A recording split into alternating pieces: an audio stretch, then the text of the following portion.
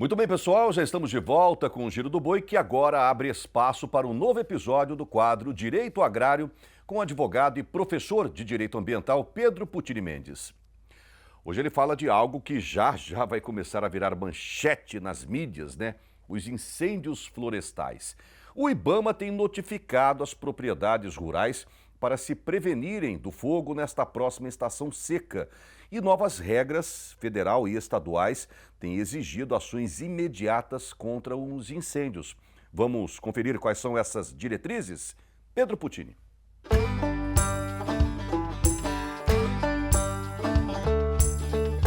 Saudações de volta com Direito Agrário e dada a importância deste nosso quadro para manter o produtor rural informado sobre as novidades na legislação agrária e ambiental e as políticas públicas do nosso setor agropecuário, a gente consegue acompanhar a evolução de alguns assuntos que já comentamos e inclusive alertamos para a necessidade de atenção e planejamento e por isso precisamos voltar a falar hoje da situação das medidas preventivas contra incêndio e a época de seca que se aproxima. Aliás, o alerta agora se concretiza num perigo real. O IBAMA passou a notificar por edital diversos produtores de uma só vez a adotar essas medidas preventivas sob pena de multa. Isso foi publicado no Diário Oficial da União. Nós vamos comentar, mas para relembrar, em 31 de julho de 2024, depois de uma visita presidencial na nossa região pantaneira de Corumbá, foi assinada a Lei da Política Nacional de Manejo Integrado do Fogo, a Lei Federal número 14.944, estabelecendo diretrizes nacionais para o manejo do fogo, ações preventivas integradas entre governos, comunidades, produtores rurais, trazendo uma mudança de paradigma, que é o fogo deixa de ser um problema pontual e passa a ser visto como uma estratégia nacional de gestão de risco ambiental. E a partir disso vieram regulamentações ainda mais rígidas. Um exemplo disso é o Decreto Federal 12189, que nós já comentamos, de setembro de 2024, que aumentou significativamente as penalidades para incêndios em vegetação nativa, prevendo multas que podiam chegar até 10 milhões de reais. Mas o que chama mais atenção nessa legislação é que ela passou a punir não apenas quem ateia fogo, mas também quem se omite. Então, o simples fato do produtor rural não adotar medidas preventivas como aceiros, monitoramento, treinamento, pode configurar a infração ambiental.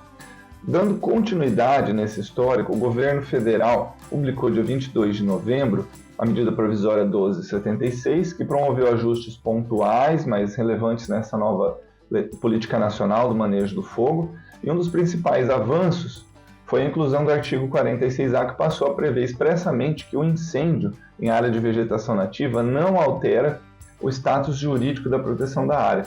Em outras palavras, se uma floresta ou pastagem nativa pegou fogo, o proprietário não vai poder alegar que isso elimina as restrições ambientais e poderá usar a área. A vegetação continua legalmente protegida, independente de culpa ou responsabilidade de quem for. E essa novidade foi bem-vinda, já que haviam algumas notícias falsas e enganosas aí dos períodos de queimada sugerindo que o agronegócio estava queimando para utilizar a área logo na sequência. Bom, além disso, essa medida provisória também passou a autorizar o Fundo Nacional do Meio Ambiente a destinar recursos para ações de prevenção e combate a incêndios florestais.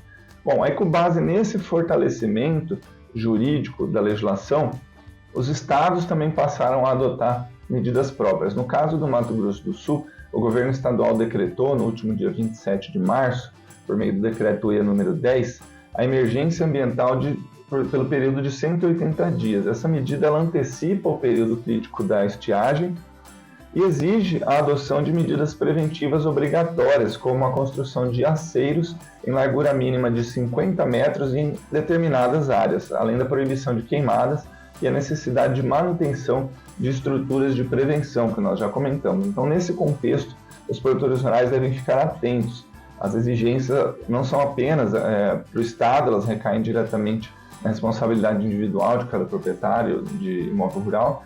E uma das dúvidas mais recorrentes que a gente acaba recebendo é: sou obrigado a fazer aceros de 50 metros? A resposta técnica legal é sim, mas com alguns detalhes importantes. No caso do Mato Grosso do Sul, o artigo 6º desse decreto que eu acabei de falar ele determina a abertura de aceiros de no mínimo 50 metros de largura nas faixas de terreno ao longo de estradas, rodovias e áreas lindeiras a pontes.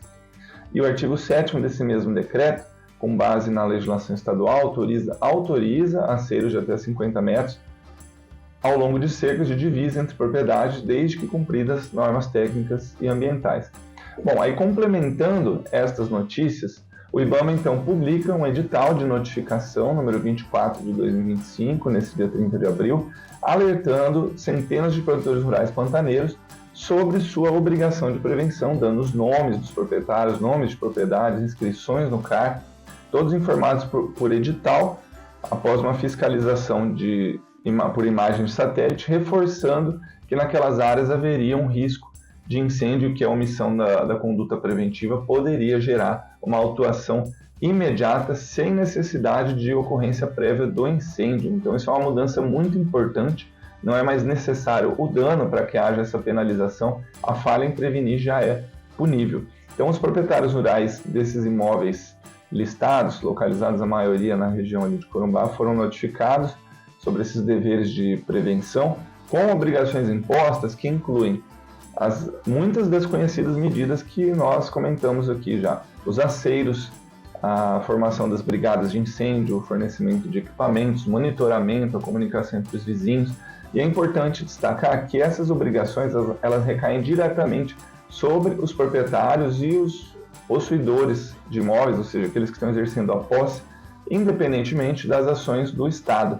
Então essa responsabilidade pela prevenção dos incêndios ela é objetiva e essa omissão ela pode ser enquadrada como uma infração ambiental, conforme a legislação vigente. Então, diante dessa nova realidade jurídica e ambiental, os produtores vão precisar agir de maneira planejada e técnica, como nós já recomendamos em edições passadas, que vocês vão poder assistir.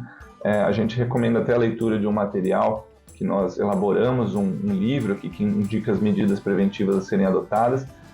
Então é isso, num ambiente regulatório cada vez mais rigoroso, a prevenção ela deixou de ser uma recomendação técnica e passou a ser uma condição de regularidade e permanência na atividade rural, né? O produtor que se antecipa e estrutura a sua gestão com base em critérios técnicos, ambientais e legais vai acabar protegendo o seu patrimônio, sua liberdade e o meio ambiente que sustenta a sua produção. Saudações e até a próxima.